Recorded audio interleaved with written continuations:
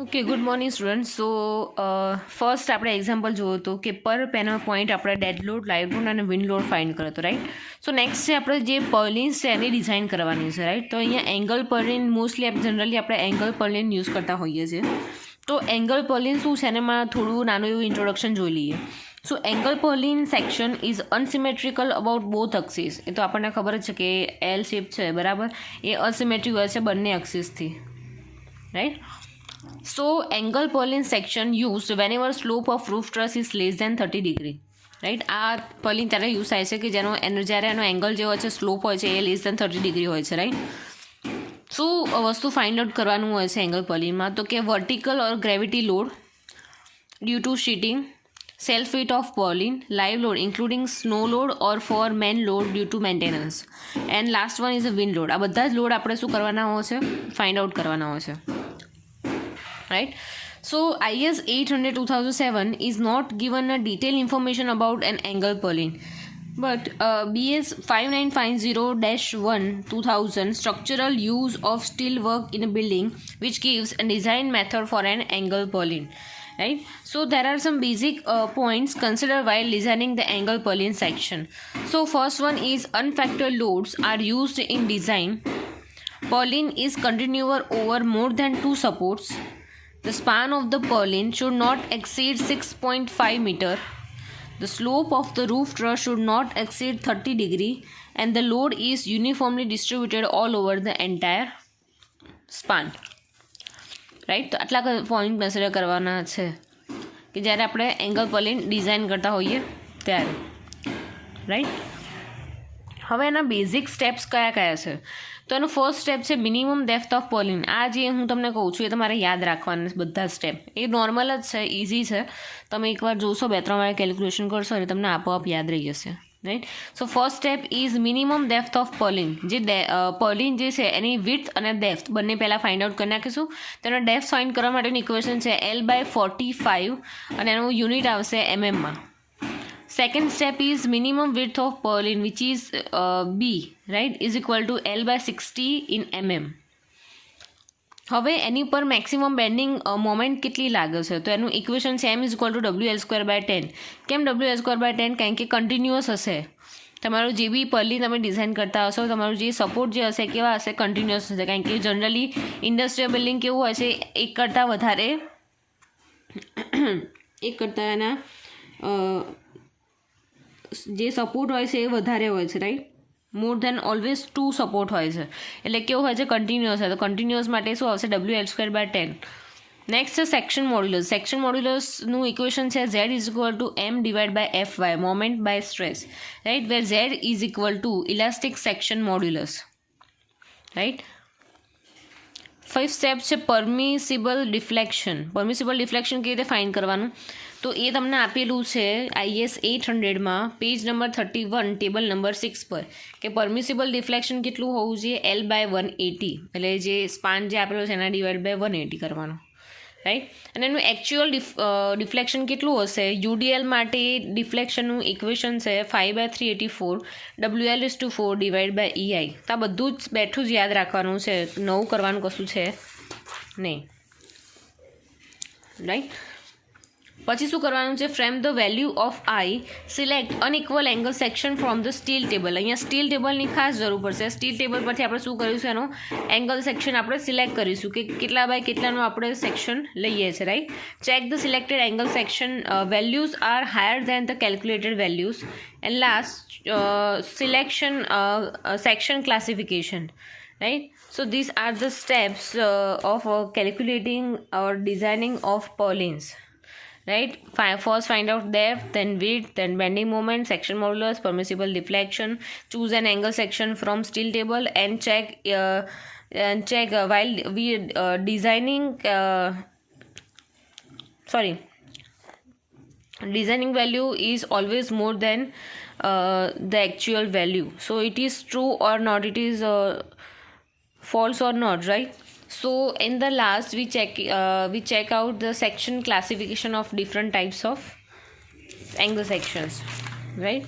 So here we go for the example, right? So here the question is, design an angle section for a purlin having 3 meter span.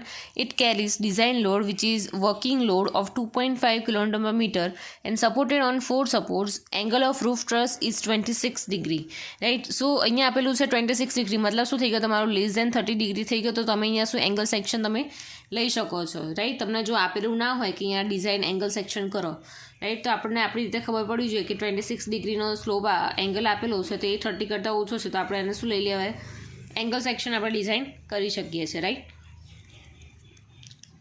Okay, so here first step is minimum depth of purlin.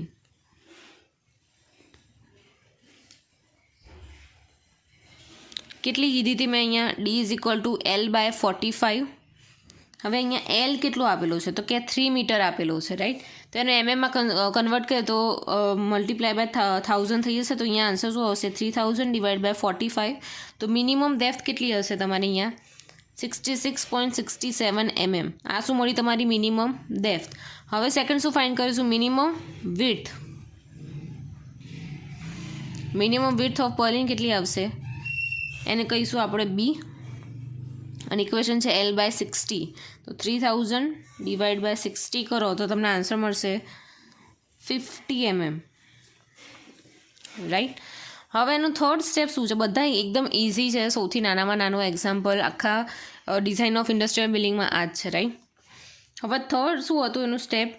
કે moment find કરવાની હતી. એમનું equation શું હતું? WL² / 10, right? હવે અહીંયા આપણે શું ફાઇન્ડ કરીએ છીએ? મોમેન્ટની વાત કરીએ છીએ, રાઈટ? તો મોમેન્ટ અહીંયા જોવાનું કે W અને L. અહીંયા W એટલે કે વર્કિંગ લોડ તમને અહીંયા કેટલું આપેલું છે? 2.5 kN પર મીટરમાં આપેલું, તો આપણે એને કિલોમીટરમાં એઝ ઇટ ઇઝ જવા દઈએ 2.5, રાઈટ? હવે કિલોમીટર પર મીટરમાં મતલબ શું કહેવાય કે જે લેન્થ જે આપેલી જે સ્પાન જે છે એ મીટરમાં એઝ ઇટ ઇઝ જવા દીધું. તો અહીંયા આપણે શું કરીશું? આને કન્વર્ટ નહીં કરીએ, આ મીટરમાં છે તો આના બી આપણે શું રહેવા દઈશું? મીટરમાં. તો અહીંયા 3² / 10. તો આનો આન્સર આવશે તમને 2.25 kN × મીટર. કેવી રીતે? તો કે 2.5 અહીંયા કિલોન્યુટન પર મીટર હતો, અને અહીંયા આનો Lનો સ્ક્વેર હતો, તો કે મીટરનો સ્ક્વેર હતો, તો 1 મીટર ઉડી ગયા, તો કિલોમીટર × મીટર આવી ગયા. તમારો એમનો આન્સર મોમેન્ટ તમને આટલી મળી. ફોર્થ સ્ટેપ હતું તમારું સેક્શન મોડ્યુલસ Z. એની ઇક્વેશન શું હતું? M/Fy. એમ તો આપણને ખબર છે 2.25, રાઈટ? અને Fy શું છે?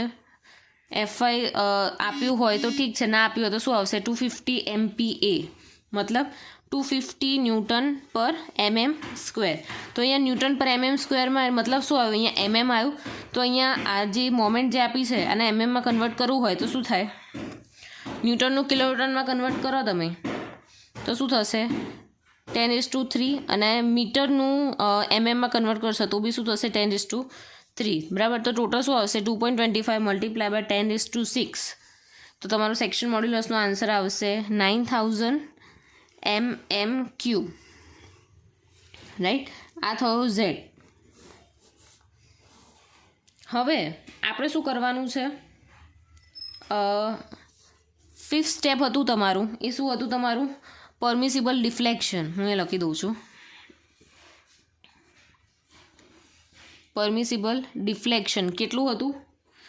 L/180, right? L તમારું શું છે? 3000 / 180, એટલે તમારો આન્સર અહીંયા કેટલો આવશે? 16.67 mm,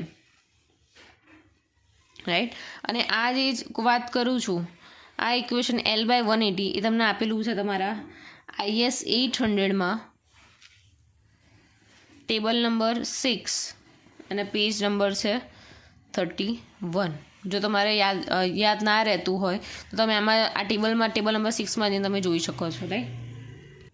હવે આ થયું તમારું પરમિસિબલ ડિફ્લેક્શન, રાઈટ? પણ આપણે જોઈએ છે શું એનું? Actual deflection. તો અહીંયા લખું છું એકચ્યુઅલ ડિફ્લેક્શનનું ઇક્વેશન શું હતું? તો એનું ઇક્વેશન હતું 5/384 WL/4 / EI, રાઈટ.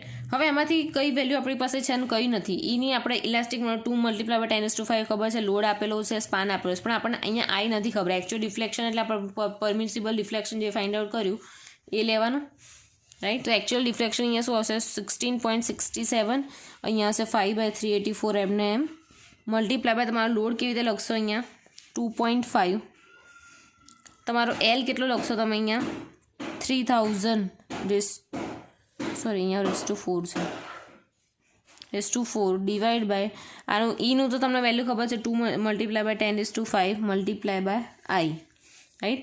અહીંયા આઈને તમે કરતા બનાવી દો તો તમારો આન્સર આવશે 790.85 મલ્ટીપ્લાય બાય 10⁻³ mm⁴, રાઈટ. આ થઈ ગયો તમારો આઈનો આન્સર. આઈ મતલબ શું? Modulus of elasticity, right.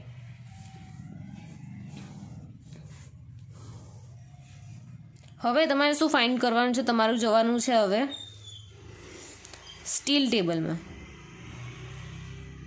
તમારી પાસે બધા જોડે સ્ટીલ ટેબલ તો હશે જ, રાઈટ. તો હવે સ્ટીલ ટેબલમાં હવે આપણે જે ડેપ્થ મળી, વિડ્થ મળી, આઈ મળ્યો અને ઝેડ મળ્યો, બધાની વેલ્યુ મોટી હોવી જોઈએ.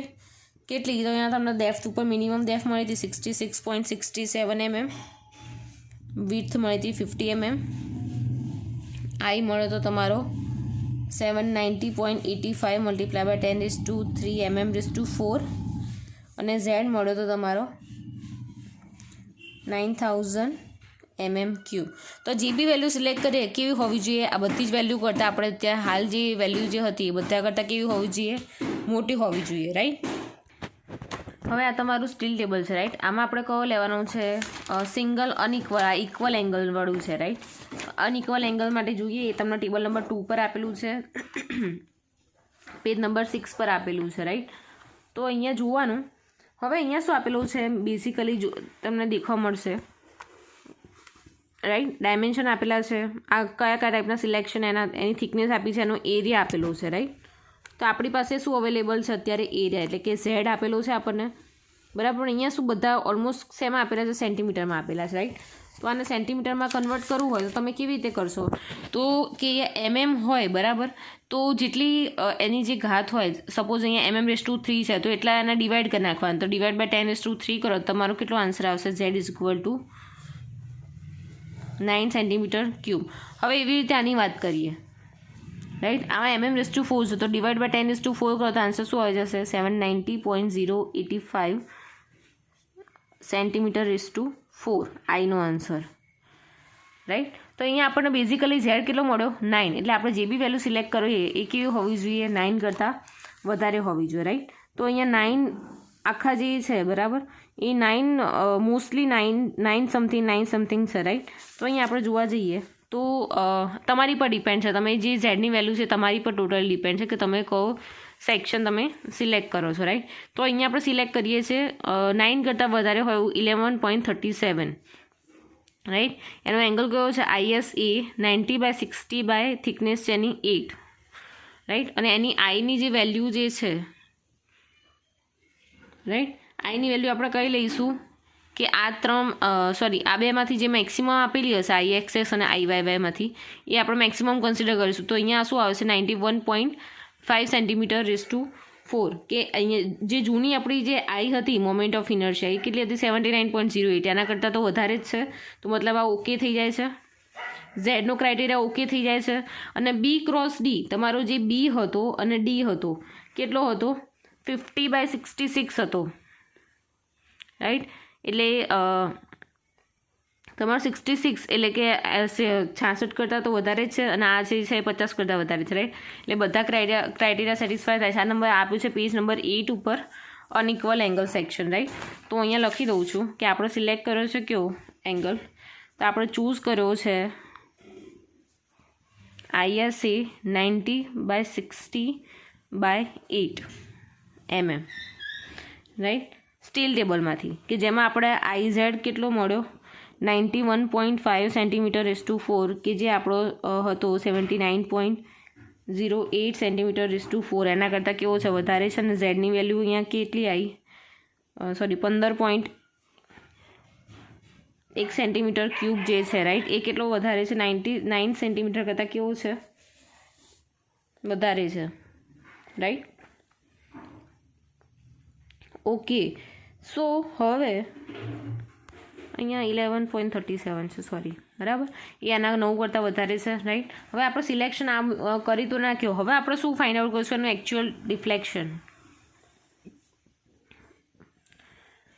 આપણે જે ઓલરેડી જે પહેલાં આપણે જે આન્સર લાવ્યા હતા બરાબર જે એકચ્યુઅલ ડિફ્લેક્શન હતું એના કરતાં ડિફ્લેક્શન આપણું કેવું થવું જોઈએ ઓછું હોવું જોઈએ કેમ કારણ કે આપણે ડિઝાઇન એવી રીતે કરો છે એના કારણે રાઈટ તો એકચ્યુઅલ ડિફ્લેક્શનનું ઇક્વેશન શું હતું 5/384 મલ્ટીપ્લાય બાય અહીંયા ડબલ્યુ કેટલો છે આપણો 2.5 મલ્ટીપ્લાય બાય એલ કેટલો છે તો કે 3000/4 divide by EI 2 multiply by 10/4 અને આઈનો આન્સર અહીંયા આપણને છે 91.5 મલ્ટીપ્લાય બાય 10/4 તો આનો આપણે એકચ્યુઅલ આન્સર મળે છે 14.40 mm કે જે કેવું છે આપણું જે ડિફ્લેક્શન મળતું હતું રાઈટ એ કેટલું મળતું હતું 16.67 રાઈટ જે પરમિસિબલ ડિફ્લેક્શન જે એકચ્યુઅલ ડિફ્લેક્શન કેટલું હતું 16.67 કે તો આના કરતાં કેવું છે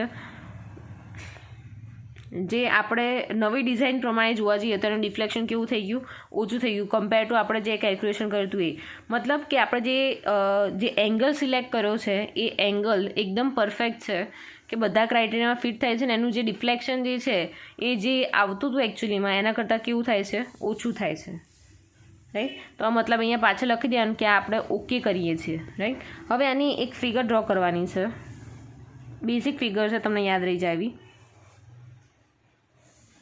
આ તમારો સ્લોપ એરિયા છે રાઈટ સ્લોપ એરિયામાં તમે શું પ્રોવાઈડ કરશો અહીંયા પર્લિન કેવું હશે તમારું એંગલ સેક્શન એટલે કે એલ છે રાઈટ એટલે આવી રીતે કંઈક હશે રાઈટ એલ ટાઈપનું હવે અહીંયા એક આ તમે સપોઝ અહીંયા એંગલ સેક્શન પર્લિન અહીંયા પર્લિન પ્રોવાઈડ કરો બરાબર તે એલ શેપમાં છે રાઈટ તો અહીંયા એને ફિટિંગ અહીંયા જે સિંગલ એંગલ છે બરાબર તેને ફિટિંગમાં અહીંયા રહે એને સપોર્ટ મળી રહે એની માટે આપણે અહીંયા નવો એંગલ એક પ્રોવાઈડ કરીએ છીએ કે જે અહીંયા એઝ અ બોલ્ટેડ કનેક્શનથી આપણે જોઈન કરેલો હોય કે જેથી શું થાય તમારો જે પર્લિનનો જે સેક્શન જે છે એ શું થશે મૂવ નહીં થવા દે તો આ એંગલને આપણે શું કહેવાય છે આપણે ક્લિટ એંગલ કે જે શું પ્રોવાઈડ કરે છે પર્લિનને સપોર્ટ પ્રોવાઈડ કરે છે તો આને શું કહેવાય ક્લિટ એંગલ હવે આ જે ડાયામીટર ઓફ બોલ્ટ છે એ લખી દેવાના કે 60 ડાયા બોલ્ટ રાઈટ અઝ્યુમ જ કરવાનું છે આનું કંઈ કેલ્ક્યુલેશન અલગથી કરવાની જરૂર છે નહીં અને આપણે જે સેક્શન સિલેક્ટ કર્યો હતો કેવો હતો 90/60નો હતો તો અહીંયા લખી દઈશું આ કેટલો છે 60નો અને આ તમારો કેટલો છે 90નો રાઈટ અને અહીંયા ડેશ કરીને લખી દેવાનું કે આ જે પર્લિન જે છે પર્લિન ISE એ છે તમારું 90/60/8 રાઈટ આ તમારું થઈ ગયું શું પ્રિન્સિપલ રાફ્ટર હું અહીંયા લખી દઉં છું P.R એટલે તમે સમજી જજો કે પર્લિન પ્રિન્સિપલ રાફ્ટર છે રાઈટ અને આ હશે શું હશે તમારું રૂફિંગ મટીરિયલ કોઈ બી હશે કે ગેલ્વેનાઇઝ હશે કે ACC હશે રાઈટ તો આ થયો તમારો ડિઝાઇન પર્લિનનો એક્ઝામ્પલ કે જ્યાં ડાયરેક્ટ જ લોડ આપી દીધો હશે તો એ લોડ પરથી અલગ અલગ ક્રાઇટેરિયા તમે સિલેક્ટ કરીને તમારો એક્ઝામ્પલ કેલ્ક્યુલેટ કરવાનું છે આઈ થિંક સૌથી ઇઝીમાં ઇઝી આખા ઇન્ડસ્ટ્રીયલ બિલ્ડિંગમાં આ જ એક્ઝામ્પલ છે નાનો છે લેન્થી નથી તો આ જો પૂછાય એક્ઝામમાં 7 માર્કનું તો તમે બેનિફિટમાં છો બિકોઝ આ ઓછામાં પતી જશે રાઈટ અને જે બીજા એક્ઝામ્પલ જે હતા સપોઝ જેમ કે આપણને પેનલ પોઈન્ટ પર લોડ ફાઇન્ડ કરવાના કીધા ડેડ લોડ લાઈવ લોડ અને વિન્ડ લોડ રાઈટ એ પેનલ પોઈન્ટ એવી રીતે ફાઇન્ડ આઉટ કરવાનું કે તો એ શું પૂછે હાફ માર્કમાં પૂછે 7 માર્કમાં પૂછે 2 એક્ઝામ્પલ પૂછે રાઈટ કે આવી રીતે ફાઇન્ડ આઉટ કરો આ ફાઇન્ડ કરો ને પર્ટિક્યુલરલી આ વસ્તુ ફાઇન્ડ આઉટ કરો તો એને 7 માર્કમાં પૂછે રાઈટ તો તમને જો આ એક્ઝામ્પલમાં કંઈ બી વસ્તુમાં મિસ્ટેક થતી હોય કે ના ખબર પડતી હોય તો મને ફ્રીલી કોન્ટેક્ટ કરી શકો છો